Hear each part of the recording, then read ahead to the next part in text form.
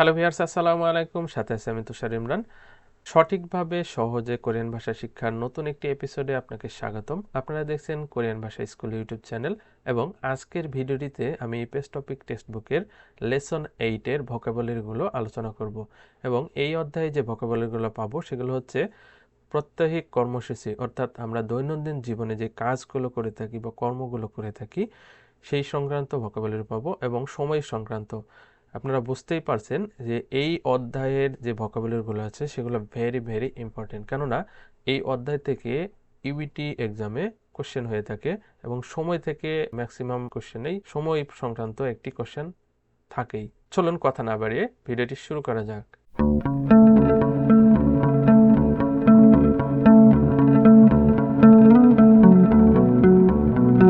আপনার স্ক্রিনে দেখতে পাচ্ছেন অহি ইল।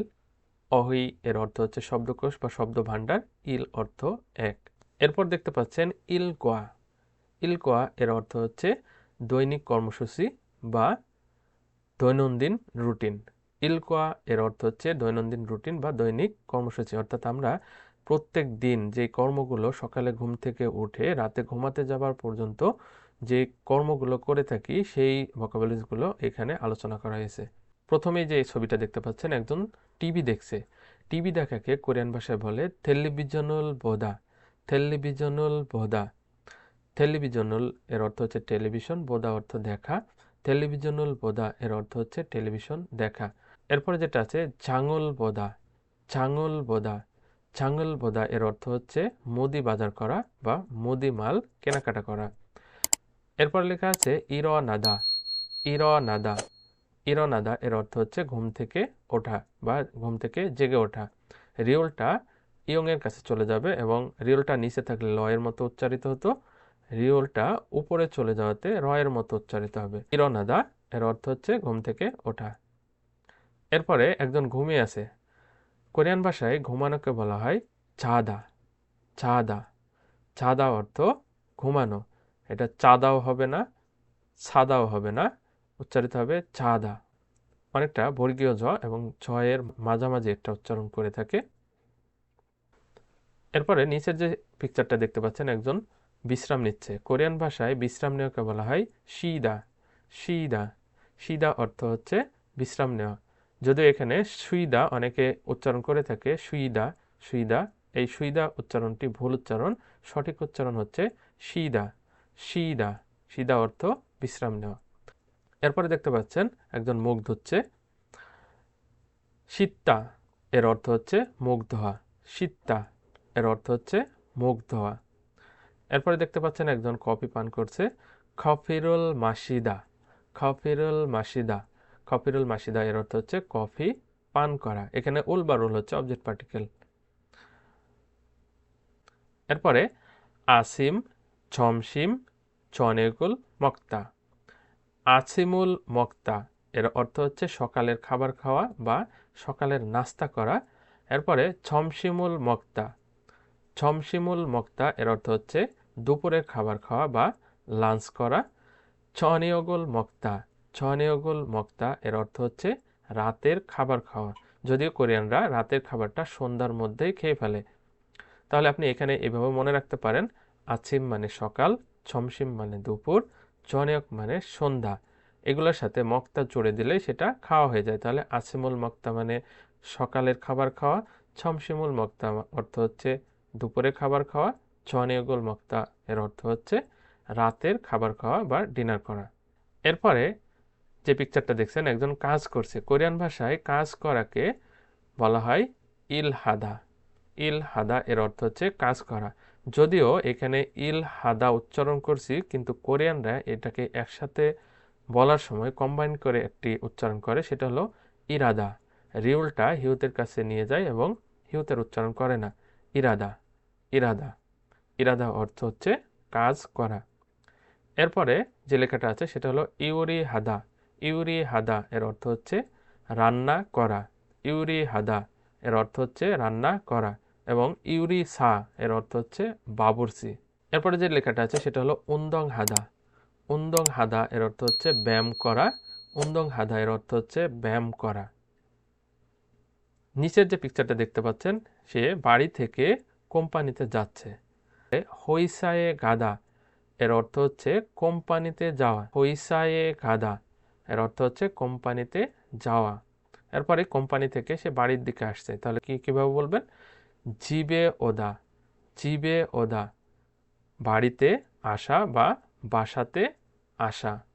এরপরে যে ছবিটা দেখতে পাচ্ছেন সেটা হলো চনোয়া হাদা, চনোয়া হাদা, চনোয়া হাদা এর অর্থ হচ্ছে ফোনে কথা বলা। এখানে যে নিয়নটা আছে, নিয়নটা হিউতের কাছে নিয়ে যায় এবং হিউতের উচ্চারণ করে না এবং একসাথে উচ্চারণ করে চনোয়া হাদা। চনোয়া হাদা এর অর্থ হচ্ছে ফোনে কথা বলা। আপনারা স্ক্রিনে দেখতে পাচ্ছেন অহুই ই। অহুই এর অর্থ হচ্ছে শব্দ ভাণ্ডার বা শব্দকোষ। ই অর্থ হচ্ছে 2। এখানে যে শব্দার্থগুলো পাবো সেগুলো হচ্ছে সময় সংক্রান্ত, আর সময়কে কোরিয়ান ভাষায় বলা হয় শিগান।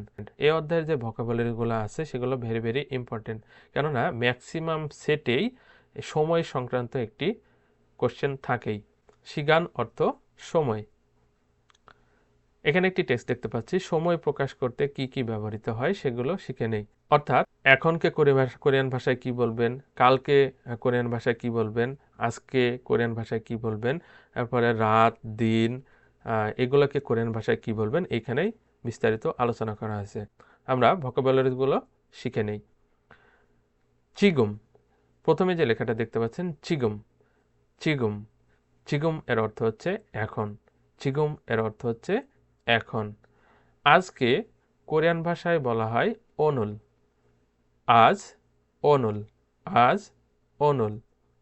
গতকালকে কোরিয়ান ভাষায় বলে অজে, অজে, অজে অর্থ গতকাল। আগামীকালকে কোরিয়ান ভাষায় বলে নেইল, নেইল, নেইল অর্থ আগামীকাল। এরপরে যে লেখাটা দেখতে পাচ্ছি সেটা হলো ওজন। ওজন অর্থ হচ্ছে সকাল, ওজন অর্থ সকাল। এখানে যে ছবিগুলো আছে এগুলো একটু খেয়াল রাখবেন, যে সূর্য উঠছে এবং এখানে এম দেওয়া আছে, তাহলে ওজন, ওজন অর্থ হচ্ছে সকাল। এরপরে যে লেখাটা আছে সেটা হলো ওহু। ওহু এর অর্থ হচ্ছে বিকাল, ওহু এর অর্থ হচ্ছে বিকাল। এখানে দেখতে পাচ্ছেন পিএম লেখা আছে এবং সূর্যটা নিচের দিকে হেলে পড়েছে। এরপরে নাত, নাত, নাত অর্থ দিন, নাত অর্থ দিন। আপনারা ইপিএস টপিক টেক্সটবুকে এই নাত, 3টা নাত পাবেন। একটা জিওতে আছে, একটা শিওতে আছে এবং একটা সিওতেও আছে। ফাম, ফাম অর্থ হচ্ছে রাত, ফাম অর্থ রাত, ফাম অর্থ রাত। এরপরে যে লেখাটা দেখতে পাচ্ছি সেটা হলো সেবিয়ক, সেবিয়ক, সেবিয়ক অর্থ ভোর, সেবিয়ক অর্থ ভোর। এখানে এর মতো উচ্চারণ করে না, যদিও কোরিয়ানরা এটা এর মতো উচ্চারণ করে না, তারা উচ্চারণ করে এর মতো। সেবিয়ক, সেবিয়ক অর্থ ভোর। আমরা যেমন এখানে উচ্চারণ করে আসলাম নেইল, নেইল, নেইল অর্থ কি আগামীকাল। ঠিক সেমভাবে এখানে সেবিয়ক, সেবিয়ক অর্থ ভোর। এরপরে দেখতে পাচ্ছেন আসিম, আসিম অর্থ কি সকাল, আসিম অর্থ সকাল। ছমসিম, ছমসিম, ছমসিম অর্থ দুপুর, ছমসিম অর্থ দুপুর। ছনিয়ক, ছনিয়ক, ছনিয়ক অর্থ সন্ধ্যা। অর্থাৎ আসিম অর্থ সকাল, ছমসিম অর্থ দুপুর, ছনিয়ক অর্থ সন্ধ্যা। আসিমুল মক্তা, সকালের খাবার খাওয়া, ছমসিমুল মক্তা, দুপুরের খাবার খাওয়া, ছনিয়গুল মক্তা, সন্ধ্যার খাবার খাওয়া বা রাতের খাবার খাওয়া। আশা করি আপনাদের ভিডিওটি ভালো লেগেছে। যদি ভিডিওটি ভালো লাগে তাহলে লাইক, কমেন্ট, শেয়ার করতে ভুলবেন না। দেখা হবে নেক্সট ক্লাসে। সে পর্যন্ত ভালো থাকুন, সুস্থ থাকুন। আল্লাহ হাফেজ।